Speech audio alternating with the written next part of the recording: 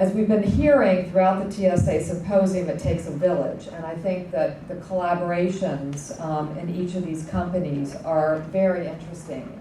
They're not your typical collaboration. So I would love to hear a little bit more, and we can, David, about who, besides scientists, who else are you're working with in terms of teams, both within the company and outside, and the same for Afoa and Eileen Fisher. Yeah, absolutely. Should speak into It that depends microphone, if y'all can hear. We have a microphone here so that. All right. So I'll just project. Okay. Within Bolt, like you said, we have the scientists, and Suzanne was saying we have a group of designers.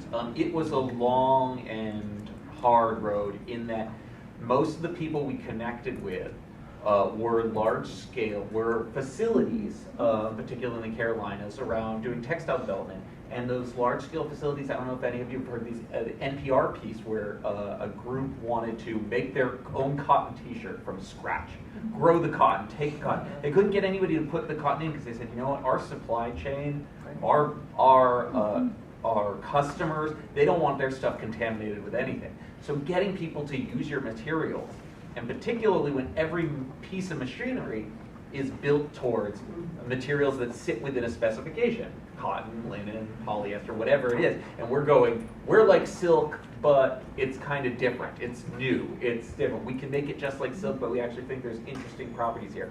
And nobody wanted to deal with that. And so we had to do the development ourselves, which was where, as we got Lillian and who I showed the slide of, and other people making more demos for us, people who were willing to just play around, that gave us enough momentum to start demonstrating progress externally that the conversation flipped and people started coming to us. But we really had to slog our way through to show some reality, to find the right audience, to get enough attention, to find the right audiences that people actually believed there was a there, so to speak. In terms of external partners, when we started, the long history of spider silk, the lore is, you're going to make spider silk, you're going to make bulletproof vests, and the Army's going to buy them, and hunky-dory. For 20, 30 years, I think people have been saying this, and every 6 months there's a new article, scientists solve spider silk problem. But, and most of that is the journalism around it, because there's actually tremendous research going on in the field that has progressed in terms of our understanding of natural materials, and that's what's changed between then and now that has enabled our success, is our understanding of the biological mechanisms. It's just the journalism around it every time gets turned to bulletproof vests. So in the beginning, we were fixated on performance as much as anything. What's the performance? What's performance? What's the performance? Making performance fibers is also a hard technology challenge on top of just making silk in the lab. And we really thought we had something on a vegan and sustainability angle. And we actually had an investor say to us early on, when we said our fiber is green, because that was the terminology 8 years ago or whatever it was. They said, never say green to me, no one wants to pay for green. Okay? Our first pitch to a venture capitalist actually said vegan, and they did not care. In the time it has taken to develop the technology, I would say the marketplace has shifted. People are very conscious, they're interested. There is a large group of people who are willing to pay more and who are interested to support development of sustainable, vegan, and animal-friendly work with money. Either their dollars or consumer dollars or research dollars. And that has enabled us to actually position ourselves with intent with that respect, rather than trying to sort of slip sustainability under people's noses. I got to follow that up quick, if Yeah. it's okay. It seems to me there's going to be a tremendous amount of political blowback from cattle farmers, from cotton farmers, from sheep growers, and that's going to have to be faced sometime along the way when this revolution comes. Oh, absolutely. No doubt that's going to be a challenge. Well, I mean- Already the cultured food space is dealing with that right now between, is it called cultured meat? Is it called lab-grown meat? You can't call it meat. Although some of the biggest meat producers are investors in this technology. Microphone. No, I was just going to say, actually, interestingly, that same threat is driving some of this country's biggest meat producers to invest in this technology. Wow. So that's their way of actually defending it, future-proofing long-term, is that if the whole planet shifted away from eating real animals to preferring a lab-grown material, then, by investing in it, they're going to win either way. Well, I think in terms of, I want to get back to the collaborator part, but just while we're talking about this, the idea of scaling up, where does that come in? Because can you scale up enough to provide enough sort of bio-leather for all the people that want, bio-leather? And so I think, the population is only going to increase, so it's not decreasing. So I think that, it's still going to be, do you feel like it's still going to be an exclusive sort of material between Swaagh and, the silk and the Milo, and do you still feel that way, as well as actually the Eileen Fisher, some of the Felton material, and even the fibers that AFO is coming out with? Do you feel like those are going to explode, or do you think they're going to still be Right have now, a we niche have market? 0% of the market, right? I don't think we're a threat to anyone. Jointly. I think as far as FOA's fibers, that's what we talk about on a daily basis, is scalability, because just to talk a little bit about collaboration, the nature of a network, which is what the sort of the award in many ways requires, makes it very collaborative. So on any given day, we might be talking to Airbus, let's say, who's interested in maybe, figuring out a proprietary project, to a hospital, nurses that are coming in, or doctors to talk about, sensing health issues. And so it's very collaborative in that way within the space, but also probably every day we have 2 to 3 entities taking a tour of headquarters. And so it's pretty extraordinary.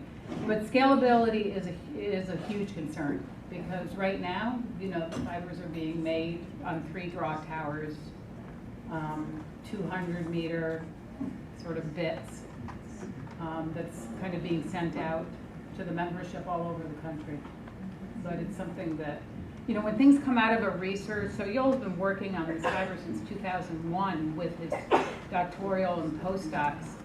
When you're in a research space, time is not that pressing. It is because you're finishing your doctoral, but as far as how it's going to go out into the world, it's not that pressing.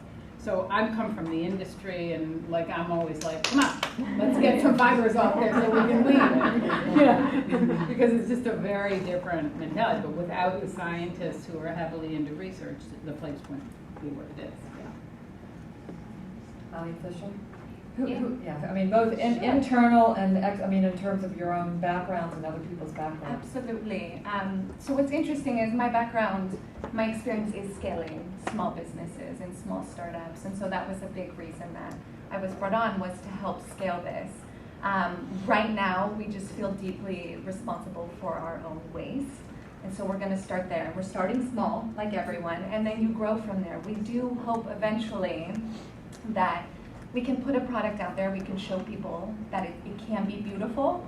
We talk about internal partnerships. Marketing and PR is a really important internal partnership for us, because there is such a perception of what recycled is, that it's not pretty, that it's maybe not wearable, or that it's just kind of this thing that you buy that you feel good about, and then it just kind of sits there.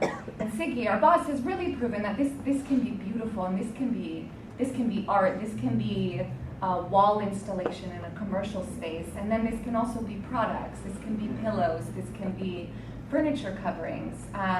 but it's helping tell that story because we're trying to change buyers' mindsets, as everyone is here. That's really the big challenge, is changing the consumer's mindset of how they purchase and kind of these perceived notions that they already have established and believe as part of our culture today. So internally, and then buying and merchandising and really integrating it into the Eileen Fisher brand.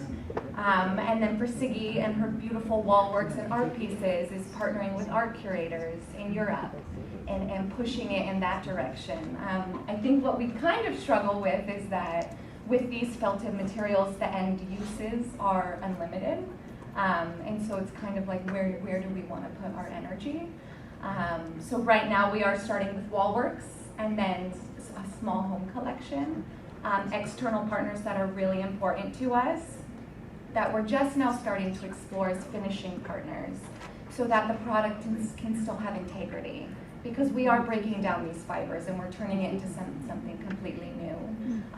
So there's a whole learning curve there of how does this felted fabric wear? How is the durability? How is the strength? And so having testing partners, having finishing partners that Salem is really partnering closely with. And we're really at the early stages of that, and so we can't speak too deeply into that, but we do have really ambitious goals for the next 4 months, the rest of 2018, to see what that looks like. So come 2019, you'll see our presence in a much bigger way. Well, I just think for all of us, we talk a lot, well, I understand textile is a half product, so it's something that needs a carrier. So that's also a big part of our collaborative story is working with architects, working with furniture designers, working with external designers who can give our product, or our half product, a push into the market. Yeah.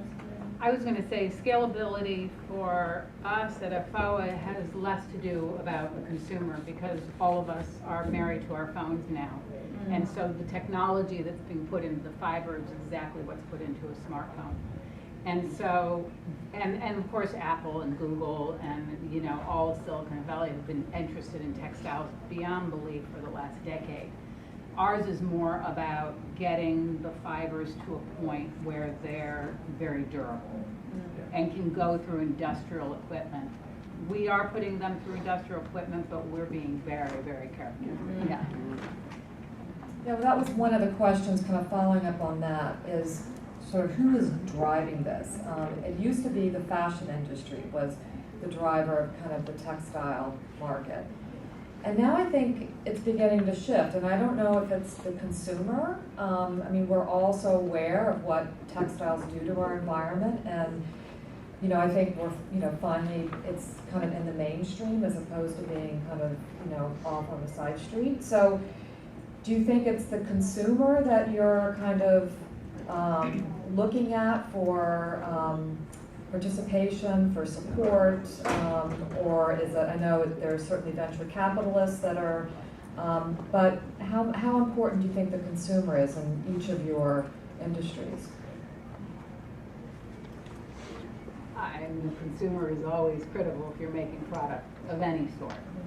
So, and there can be a lot of support for what's going on, but if there's nobody out there who wants to take it to market, you know. Yeah, I'm thinking like consumer like me, or, you know, not like a Google. Yeah, but like what I mean by market is consumer. It is that group of people who would go into that sector of products, really.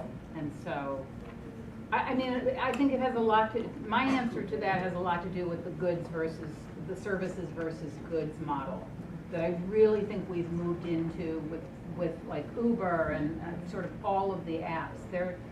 We don't use our phones anymore as a phone. We use them to access information and to access services.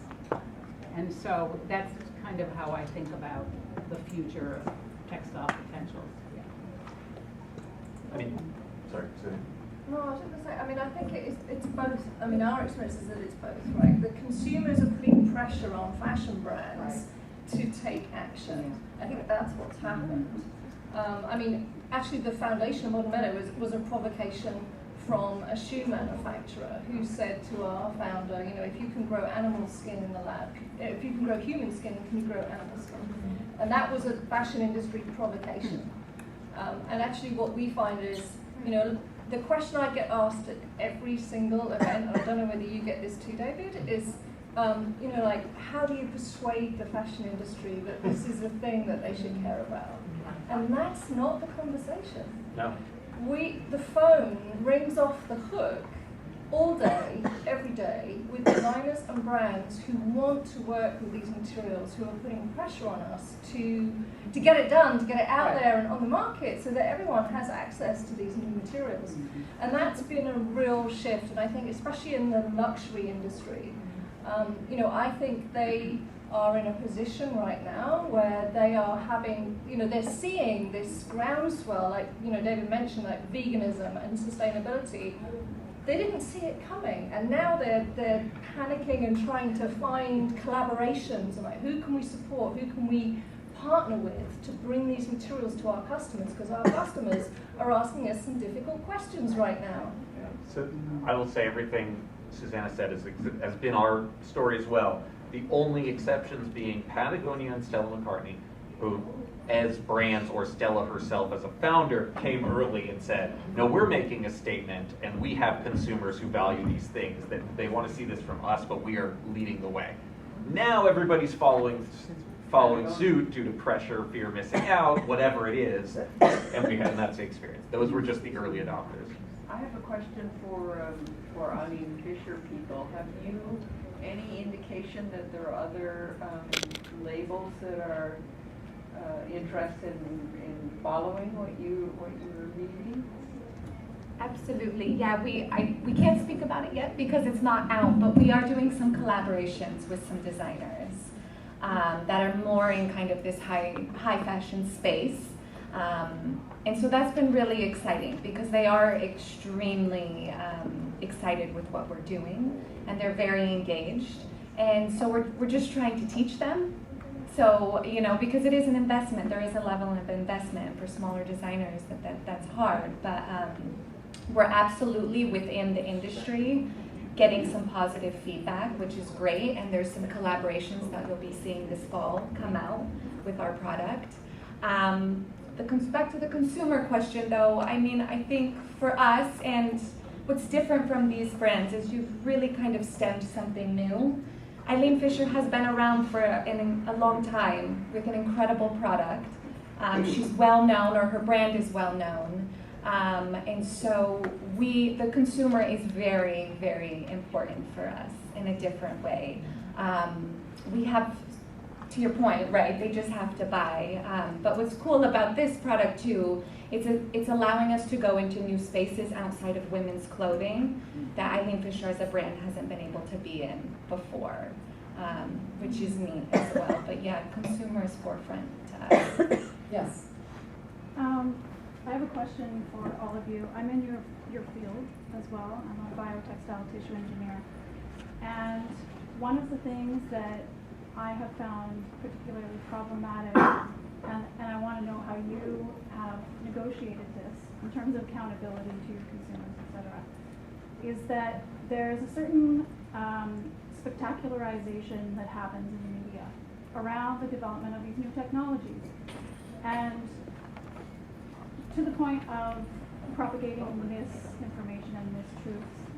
And I'm wondering, you know, as designers, what level of accountability you feel to sort of mediate that hype and inform, you know, the lay public a little bit about the truth of these processes, so that, you know, like tissue engineering, lab-grown meat is still not vegan, for example.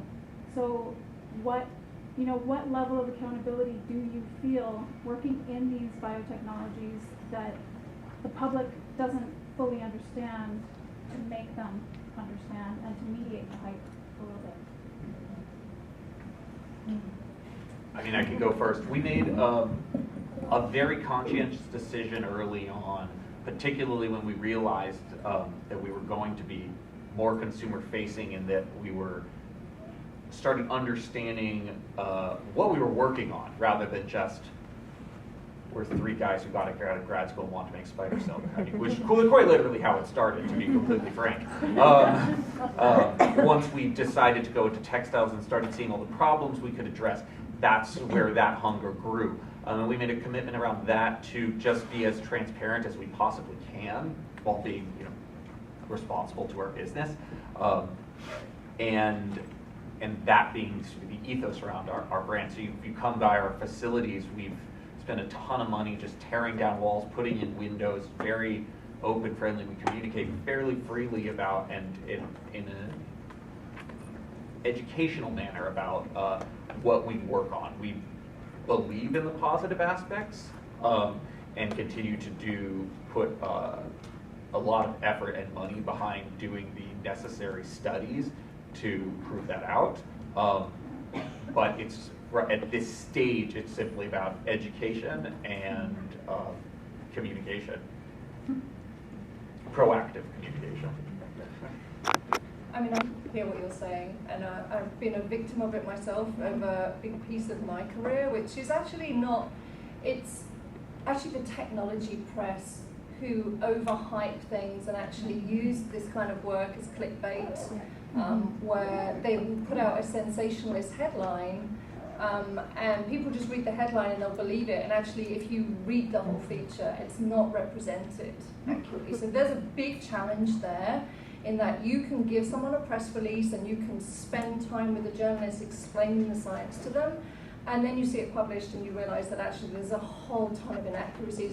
Our internal communications department are correcting misinformation all day, every day, and it's very frustrating. So all you can do is put resources on that to make sure that we all spend time. Every one of the management team is talking to the media every day, explaining as much as we can every aspect of the technology and trying to educate. And it is an educational. There's a lot of complexity there. But just on the tissue engineering front, that we moved away from tissue engineering 3 years ago for various reasons. The main one being scale, because it's not scalable. But that was, the messaging around that's also challenging. Now, synthetic fibers have been around for a long time. Why is this a quantum leap forward from that? Consider it sort of the next generation of synthetic fibers, in that we have wrung out almost all the innovation we can from meaning in terms of making polymers for fibers from oil. And that's given us a small number of very interesting and useful materials in filament form that you see, or staple form, or however it's used. In order to do more with those, or, as now we're seeing, overcome the backlashes of those, we need a greater variety of materials, particularly ideally ones that are environmentally friendly, sustainably produced, biodegradable. And the benefit of using proteins for fibers and making those polymers is that the way in which biology makes a protein is that, think of it like nylon is 3 of identical Lego blocks put together. And in biology, you can make smaller Lego blocks and you can assemble them using almost like software, exactly how you want it, prescribed exactly towards the fiber with the properties you want it, so that you don't have to do any additive chemistries. You can design it for the application you want, and you can control the degradation to over the time frame you want. Maybe we better call you. I have a question about the farther end production, because I heard you say your material is a liquid, and it sounds like there's a point at which your Milo is also a liquid. And one of the issues with any kind of clothing is you start with a square piece of fabric and you cut away those things, and then there's that waste. So have your liquids been used to exactly form the pattern piece that you need, so that you don't get to that point where you're throwing something away? Ditto for the Island Fisher remake The Nike shoes. Well, that was one of those pictures, but so. Well, the Milo is in a liquid. It's grown to form.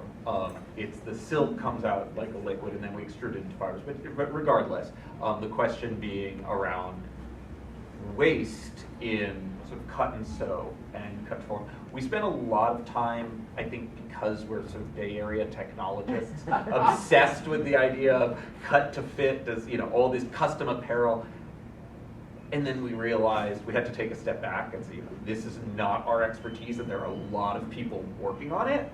So we want to use those technologies advantageously for now, and this goes into your scalability question. We need to make things in the form people can work with them. For a scalable piece, for one-off pieces, absolutely. We've worked a lot with knits because you don't have to set up a work beam, and that's just a lot of material. It's a lot harder for us to do. I mean, there's a practical nature there. We've got our own knitting machines in-house. So all that to say, yes, it's something we look at towards the future. Just happy right now that there are a lot of people working on it with already standard materials. I would just say, because our sole focus is more the field of leather, certainly the zero waste argument was one of the biggest things that we addressed and actually got us funding, is that ability to only produce what you need in the form or the shape that you can. Because if you take an animal hide, you've got 30 to 80% waste, depending on what you're using. Right? So that's a massive piece of the economics and why an approach like this becomes viable.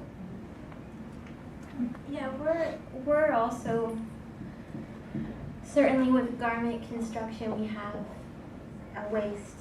But with our technology, we can take that byproduct and put it right back into the machine, basically. And then we're also looking at, weaving from the beginning of time, trying to use the dimensions of the machine, so a kimono comes from the dimensions of the loop, for example. So we're also looking at rugs, floor coverings, and things that are, Abby mentioned upholstery, that we can make to order. But it's absolutely a topic, yeah. This kind of has to do with consumer, what happens at the consumer level. So when we get to that point where we need to start testing the products, at that intersection of interdisciplinary collaboration, you're following a lot of different kinds of regulations from two completely different fields. So have you guys encountered anything with that? I'm sure that you have. Yeah. We have people dedicated just to testing. Yeah. So we have to test at the fiber level, and then we have to test at the textile level, and then we have to test at the product level. Mm-hmm. And it's very complicated. Yeah. And so we have a proprietary project coming out. It was supposed to come out in November, but we're holding back, and it'll come out at the beginning of, in the spring next year. Because of that, we want to make sure that it's testing at every level. And you're also coming up with your own tests. You are the people who are deciding what those tests are. And the equipment to do that. All of that. It's kind of a completely different landscape, and so it's complicated. Is that, do you think that's mainly here in the United States, or is that all over? No. Well, these fibers don't exist anywhere else, right? Right, but in terms of the testing at the fiber level, testing at the textile level, testing at the product level. I think we've always done that, right? But these are all new types of tests. So they're tensile tests, but for the same reasons as why we've always tested for tensile and a fiber, but for an added 50 other things, and that's what's complicated. So. I'm wondering a little bit about the life cycle of these materials, and thinking you guys are on a certain cutting edge, but as we all know, in 20, 30 years, we're going to be dealing with issues that Eileen Fisher is dealing with. What do you do with all these materials that have been used, and what's their life? We saw the little bits of plastic that are in the ocean that we're consuming. Are we going to have to worry about cow DNA in the water being eaten by fish? And how do you see this this issue of recycling and weight, you know, on the bigger scale of, you know, we see the cell phones, computer waste as being one of the biggest problems in the world, probably the most dangerous. So what do we do with all these wires and things which are in the fibers that, and will those fibers break down? So maybe with the bigger, longer picture. Yeah. Once you guys are all really successful. No, I sat down with Yola before I came and I said, Yo, they're gonna ask about like how healthy are these things? Like, please, like help me out here.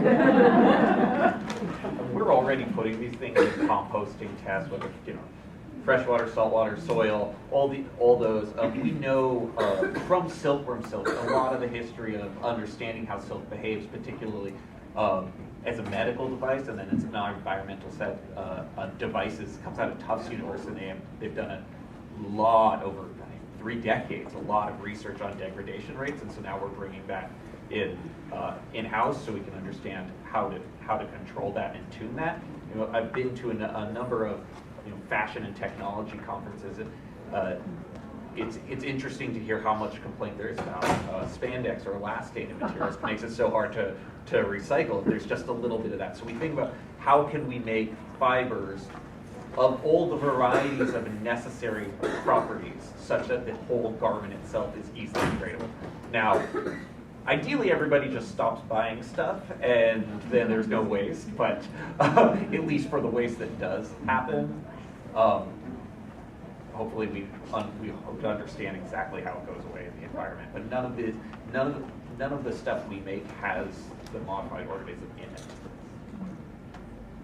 Anybody else want to? How many do we have time? Yep. One more question. Okay, so who decides what the new generic name is for the fiber? Somebody said something about regulatory earlier. The FTC. The FTC. So who decides? Do you Are you decide? talking about this fiber? I mean, there's all sorts of different. Yeah, it's the FTC. Well, you submit a proposed name. It's a very complicated process. So it's not the brand name you'd be. There's a generic name and then there's a brand name, and So who you picks- submit it to the you submit an argument to the FTC, and then they go through a process where they post it. I'm not familiar. I have to ask our lawyer. I'm not familiar. It's outside of my pay grade.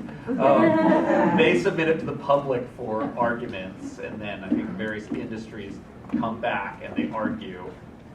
There's a great case study. I think when Textile came out, they were arguing to be their own class. I forget what it was, and the wool industry came back, but then they go through public hearings. The labeling. Yeah, but they control that whole thing.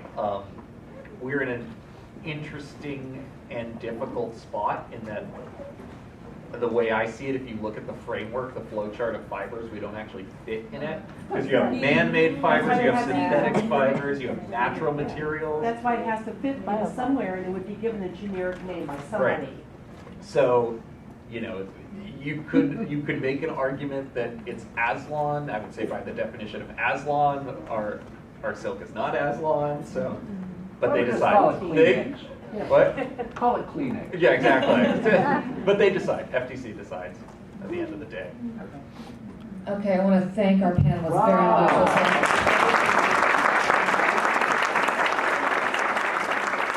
Thank you, everyone.